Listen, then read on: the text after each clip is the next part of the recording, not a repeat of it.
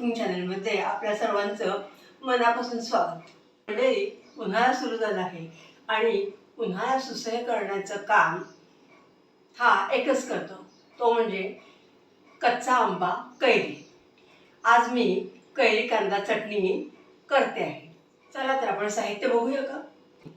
इथं मी एक कैरी घेतलेली आहे, 2 कांदे घेतलेले आहेत,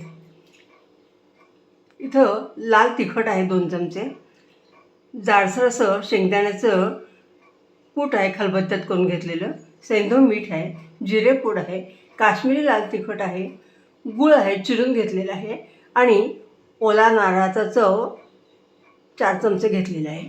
कैरी मी स्वच्छ मिठाच्या पाण्याने धुवून घेतलेली आहे आणि आता मी ती कापून घेते आहे.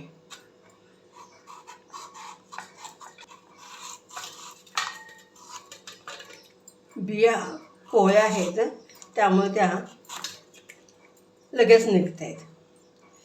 तुम्ही कैरीची साल आधी काढून घेतली आणि नंतर ती खिसली तरी चालेल. मी साल धरूनच खिसणार आहे, म्हणजे साल आपोआप वरती राहते. बी कोवळी असल्याकारणानं ही मी काढून घेतलेली आहे आणि कैरीच्या फोडी करून घेतलेल्या आहेत. कांदे मी 2 मोठे काप करून घेतलेले आहेत त्यांचे, आणखीन त्यांची सालं काढून घेते आहे. कैरी मी खिसून घेते आहे. खिसून घेताना सालं आपोआपच वर राहतात. कैरीमध्ये सी व्हिटॅमिन्स भरपूर असते, त्यामुळे रोगप्रतिकारक शक्ती वाढते. आणखीन हे पित्तशामक पण आहे, म्हणून आपण कैरीचे थंडगार पन्हे करून पितो. कैरीचा मेथांबा, कैरीचं लोणचं, कैरीच्या 2-3 प्रकारच्या चटण्या, कच्च्या कैरीचं पन्हं, उकडून केलेलं पन्हं, असे विविध प्रकार मी करून दाखवणारच आहे. त्यामुळे बघत राहा मृणाल कुकिंग.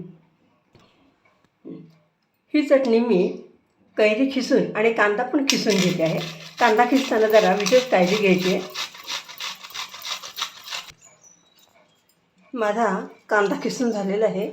कांदा खिसून जरा कमी होतो, त्यामुळं तुम्हाला जरा कांदा जास्त हवा असेल तर आणखी एखादा कांदा तुम्ही घेऊ शकता. कैरी खिसून झाल्यावर अशी सालं वर राहतात, आणखीन कांदा खिसून झाल्यावर पण अशी सालं वर राहतात.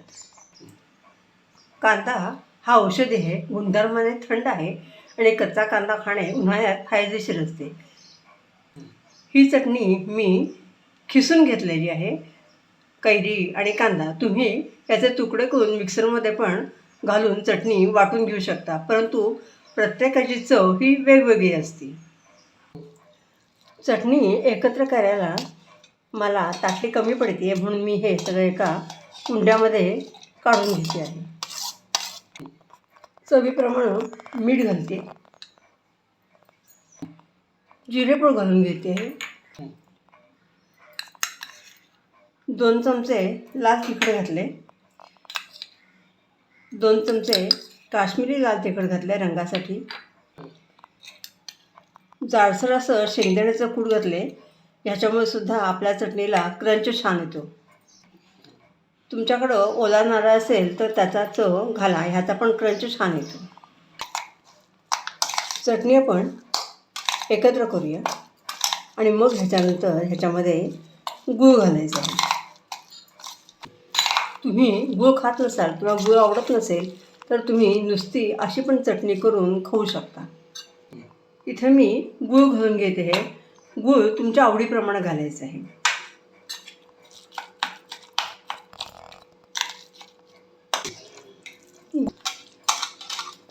गूळ मी सगळा हातानं फोडून घेतला आहे, त्यामुळं गूळ चांगला विरघळला आहे. अशा रीतीनं आपली कैरी कांद्याची चमचमीत, चटपटीत, आंबट तिखट गोड अशी मस्त यम्मी चटणी तयार झालेली आहे. तुम्ही ह्याच्यावर फोडणी घालणार असाल तर घालू शकता, नाही घातली तरी चालेल. मी घरी खाणार असेल तर घालत नाही. आज माझ्याकडं कोणीतरी जेवायला येणार आहे, म्हणून मी ह्याच्यावर फोडणी घालणार आहे. गॅस चालू केलेला आहे, त्याच्यावर छोटी कढई ठेवली आहे आणि त्याच्यात 3 चमचे तेल घातलेले आहे.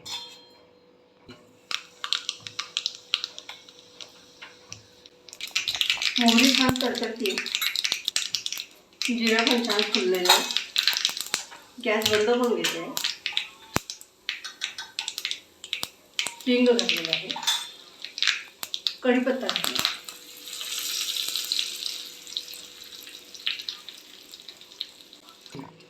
अशी ही सुरसुरीत फोडणी मी याच्यावर घालून घेते आहे. अशा रीतीनं आपली सुंदर आणि तोंडाची चव वाढवणारी जेवण तुम्हाला जास्त जाईल. 2च्या ऐवजी 4 पोळ्या तुम्ही खाल अशी अद्वितीय चवीची अप्रतिम अशी कांदा कैरी चटणी तयार झालेली आहे. रेसिपी आवडल्यास लाईक, शेअर, सबस्क्राईब करा. तुमचा अभिप्राय कळवा. तुम्ही पण अशी चटणी करता का ते मला कळवा. परत कैरीच्या वेगवेगळ्या रेसिपीज मी घेऊन येणारच आहे. तोपर्यंत स्वस्थ राहा, आनंदी राहा, उन्हाळ्याची मजा घ्या. धन्यवाद.